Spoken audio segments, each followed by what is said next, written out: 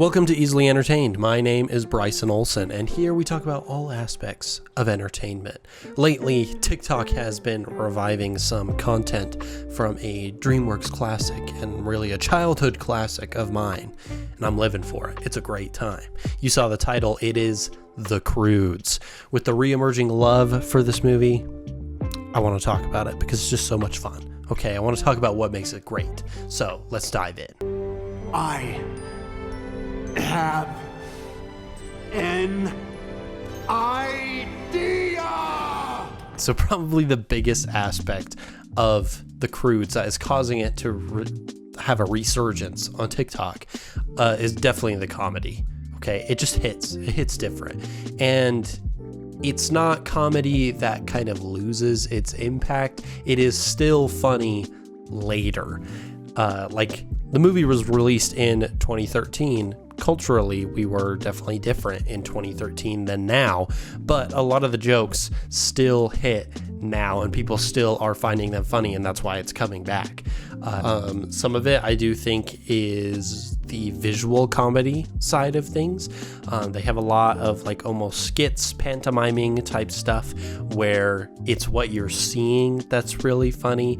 You have the opening scene, obviously, that people keep making fun of, the Croods running for breakfast, which has kind of resulted in some funny little trends, like people running on treadmills, being like, oh, gotta run like I'm the Croods getting breakfast, where they run like 100 miles for that. That's a lot, but that's basically what it is, and that is hilarious.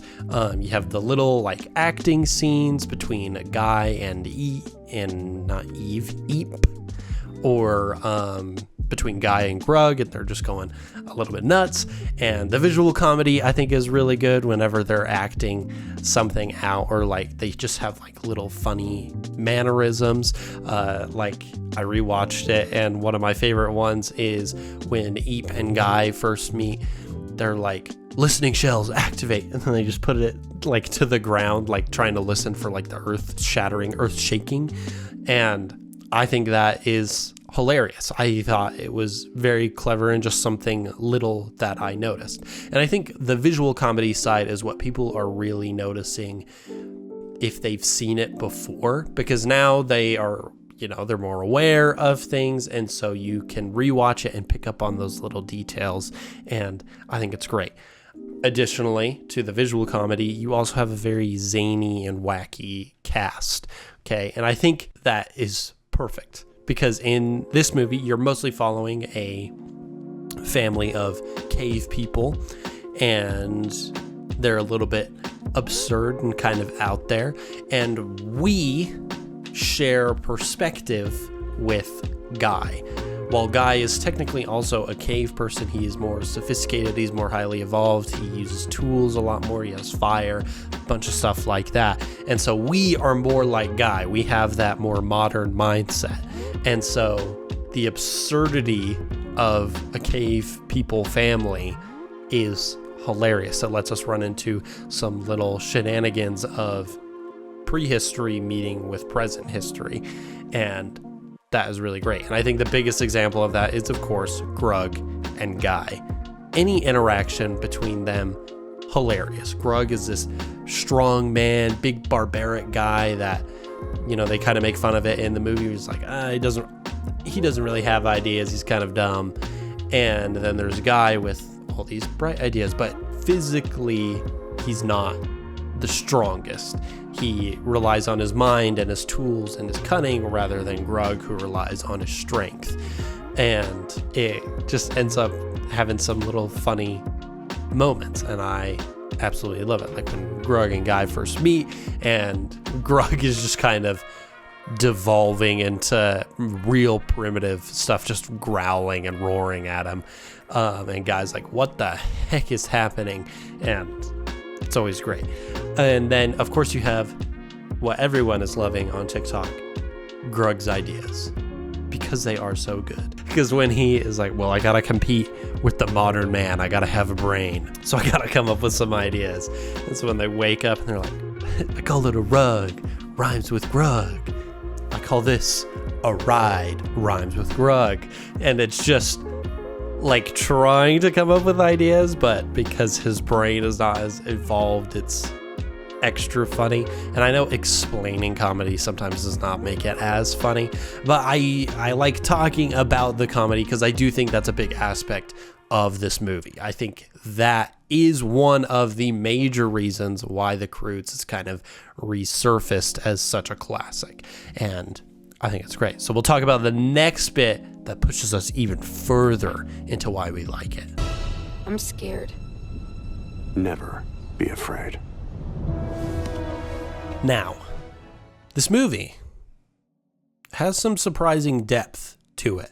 It's not like a lot of animated movies from that time. I feel like the further we have gone, animated movies have gotten a bit more, they've expanded in the stories they tell. It's usually a bit stronger in their emotions and the meaning that is behind them. I'm not saying all old animated movies don't have that, because that's definitely not true. But I feel like during this time, this is when things started to shift, and you especially noticed it for DreamWorks, because they had like their Shrek style stuff where it was kind of a bit more satire, maybe a bit more comedy. And DreamWorks has always been killing it. Let's be real. I'm not saying any of their movies are really that bad, but I do feel like prior to around this time, most of the focus was on the comedy side. But around when Croods was coming out, this is when DreamWorks was kind of shifting. And I feel like the movie itself is kind of a metaphor for that. You know, they're talking about cave people evolving into higher brain function, growing up into different things, growing up as a species. DreamWorks was growing up at the time, because at this point, you also had like How to Train Your Dragon, which had come in, and these were more heartfelt plus comedy. You know, they had little funny aspects, but there's also a deeper, more personal story to them that people were liking. And Croods, I think, was the next step in that. And it clearly shows, because while it is freaking hilarious rewatching it, there are certain moments where you're like, wow, I love the growth of these characters. Like, you have the major thing in the beginning where they're like, fear is everything. Okay, never not be afraid. But then as you go throughout the movie and they're introduced to Guy and they're introduced to this new world, they have to kind of grow into their courage and learn that new phrase, never be afraid. And that is kind of hard for them. You know, they have to let go of their control. Grug in particular does not care for it, because he's like that big strong man. He's been able to protect the family for so long. He feels that that is the way to live. You know, he has to have control in order to protect everybody. And it's not necessarily a bad idea. You know, he has taken care of the family for so long, but that isn't everything. You can't just stick in the same place and expect things to change. But they had to grow and expand and learn more about themselves, learn more about what they want in life. Do they just want to be afraid and live in a cave forever? No, they want to be able to not be hungry. They want to see the world. Like, curiosity is initially frowned upon in the movie, and then they change it where they're like, this is actually really cool when we can learn about new things and use our brains to figure out new ideas. Like the maze scene where they're kind of set into some little caverns, I think is a good example of the growing, because all of the characters except for Grug at that point have to learn to rely on themselves, rely on their ideas in order to get through.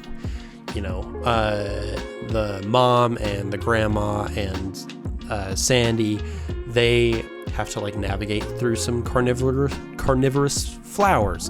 Thunk finds a little pet that leads him out. Eep kind of just relies on her own curiosity to find a way through.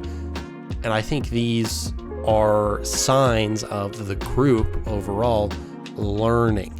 And they spell it out more specifically for Grug later, like when he gets separated And he's like, I have an idea. That spawns so many memes about drunk driving in particular, which is usually hilarious. But it's growing into change is a lot of what this movie is about. And I think for the time of when this movie came out, I think that's what DreamWorks was going through. This is kind of a reflection of them. They were going through a lot of major changes. They were figuring out a new path for their platform. You know, they were figuring out new ways to make, not new ways to make movies, but new ways to write the stories for their movies. It wasn't just comedy. It could be really heartfelt. I feel like DreamWorks has always kind of focused a lot on comedy, but they started introducing more of that emotion around this time. You know, and I feel like How to Train Your Dragon sparked it first, because I believe that came in like 2008, the first one, which is crazy. 2010. Okay, I was thinking a little early. But I feel like that one kind of sparked it first, but then it started progressing and moving on into more depth for all of their stories. And I think that's great. And, you know, that leads to us like having things now where it's like Puss in Boots: The Last Wish, which is someone like conquering death and learning to accept their one life. Or you have The Wild Robot, learning to love and have emotion out of being artificial. You have these DreamWorks stories that have pushed on further. And I think that is awesome. I think this was at a point where that was really starting to shift. I feel like not a lot of people cared about this movie when it was first released and like for the first little while after it was released. I liked it. I think my family all liked it, but it didn't seem huge. It wasn't like a franchise property. I mean, they sort of were because they had like a TV show and everything. So maybe I'm just talking out my ass right now. But I do feel like this was a sign of the change that was about to come crashing down on DreamWorks. You know, they were evolving in the way they were doing things. And I think that is always great for a studio to do. And we'll kind of talk a little bit about the evolving of stuff in the next section.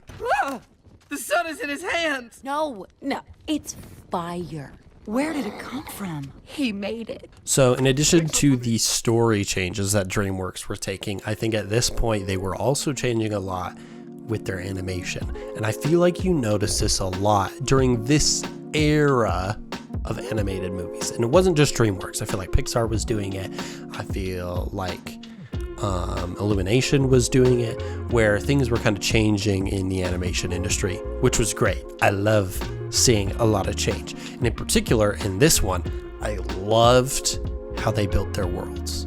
Okay, it wasn't super simple. It was very in-depth. It was stylized, of course, but it focused a lot on how do we give everything a lot of detail. You know, our story is going to have a lot of detail. The comedy is going to have a lot of detail. We need the visuals to have the exact same thing.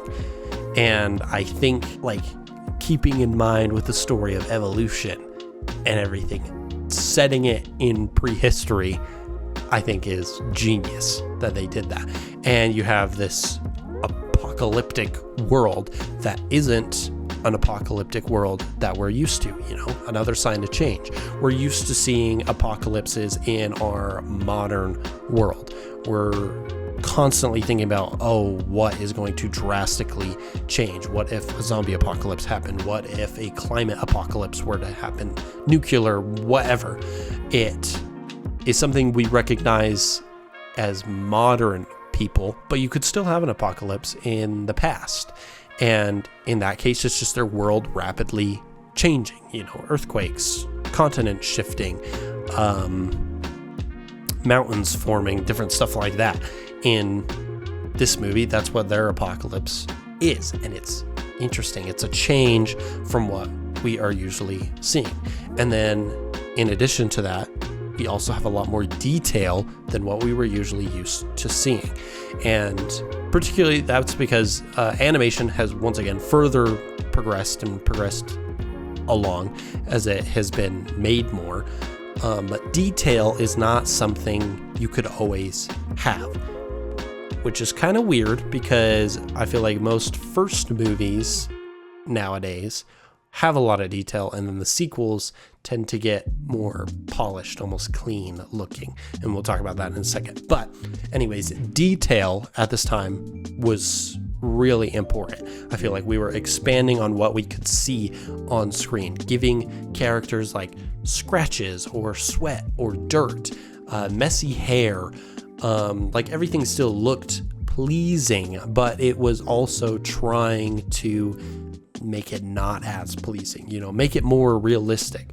I think around this time was also when Rango had come out, and they fully leaned into let's make it realistic and look gross and dirty and dingy. And they didn't go that far in the Croods, but it was a similar kind of concept where they're like, well, let's make them look like they're actually living in the past, have their fur pelts matted and not very clean, have themselves not very clean, have the world kind of dusty and dirty and dingy, and it kind of helps to add to that, in contrast to the second, which I'm not saying is bad, but the second one does look a lot more cleaner, and I do think part of that is story driven, but some of it not so much. Some of it I think is more trying to cater to kids a lot more, which isn't always a bad thing, but I do believe that animation is not solely for kids, so I think animated movies have an option to not just make it for kids. I think some of the best animated movies are ones that also target stuff for the adults, and not in like crass comedy ways, but more in just the how does it look, how does it feel, that kind of stuff. It's more than just the basics. And then in addition to the world around them, I love their creature designs in these movies. They're so interesting. Because I feel like they combine animals together, where you have like the owl cat or whatever, or you have like the saber-toothed tiger that almost looks more like a mammoth instead. Even their mammoths look a little weird, and then they also make up some of their own creatures. And I think for just, changing things up, I think they were following that with their animation style. It was not just, let's do what everyone else does. Let's set them in like the time of the dinosaurs, which I think is a great thing that they didn't do, because that is a very common thing to do with cave people depictions, is you put them with dinosaurs. That's not how it would have worked. And I know asking for realism from the Croods is hilarious, and I'm not really asking for that.